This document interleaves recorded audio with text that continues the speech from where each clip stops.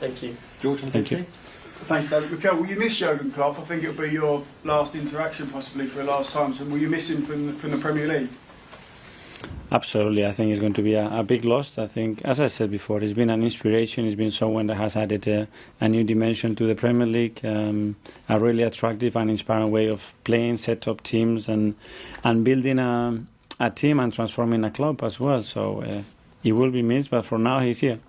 Can I just ask you, on Tuesday you were so dominant against Forest with the ball and how you sort of penned them in. And I know you spoke a couple of months ago about the team evolving.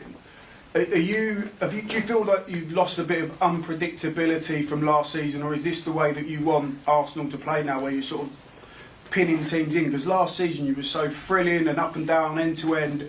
I just wonder, is that the style that you want Arsenal to evolve into, or does it depend on the team you're playing against? Yeah. Well, there are moments that you provoke certain things, and other things that the opponent's behavior dictates what the game requires and what actually you can do. But we were still the team that defended against more deep blocks last season, so it's nothing new, you know. And still we score goals in different ways in the last 2 weeks as well, which is great to see. So the team has to dominate every aspect of the game. We want to be up there. Do you feel like you're controlling matches more like this season? Well, we are conceding less than last season. That obviously we are generating more, and now those margins have to be seen in the scoreline, and that's the challenge. And you mentioned the scoreline. You haven't signed the striker in this window. If you draw going forward the next couple of matches, you're going to get questions about. Can you just explain to the fans why you haven't signed the forward this window? And if we win tomorrow and we score a lot of goals? But you've No, I think like this. I love my players, and I think that tomorrow we're going to score goals and they're going to be top, and they fully deserves all our credit because the way they are. Do you trust in the players you've got? Absolutely, yes. Thank you. Ian, talk to what? Are you ready? Yeah. How you all right?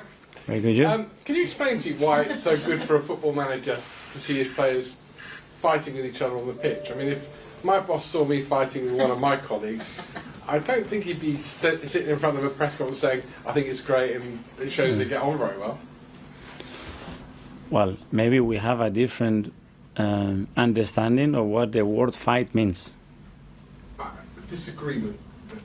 Or a conversation, a little bit heated, a bit more emotional after the game when you are 200 bips an hour, a minute, sorry. So normal, nothing new.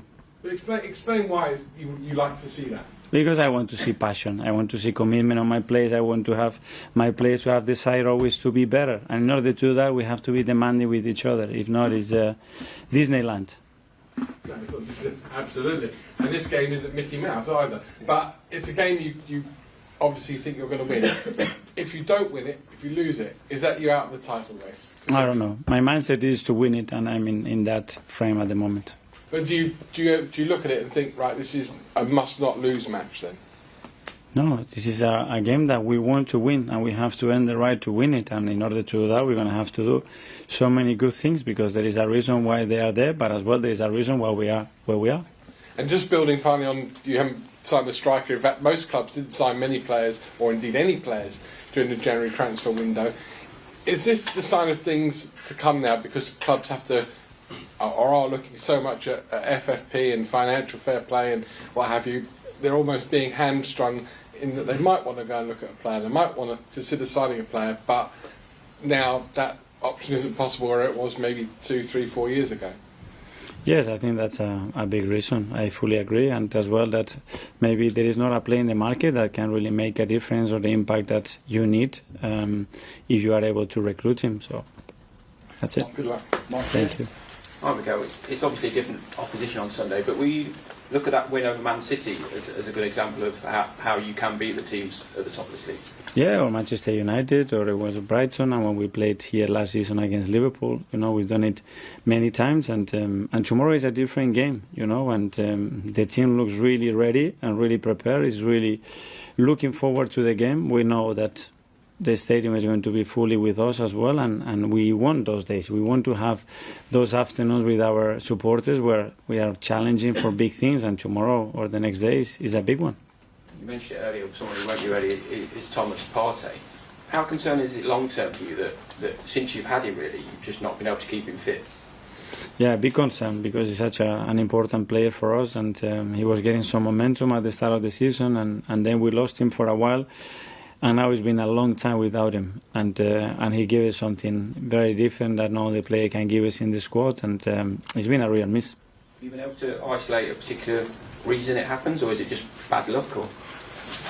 Well, there have been different kind of injuries, but not everything is bad luck, but there is a lot of things that are very difficult to control as well, and obviously the player has a history as well that where he had some issues in the past, but we have to try to protect him and do everything that we can to try to avoid it again. Okay, Stephen?